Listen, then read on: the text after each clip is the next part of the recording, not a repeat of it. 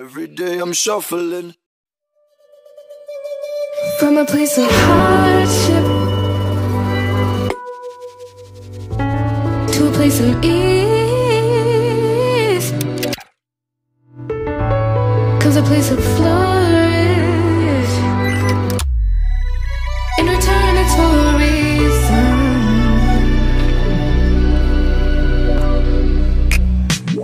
That I couldn't say it. Yeah, I don't find time to debate if I deserve growth or if maybe I should preserve coping by hating you, adoring you.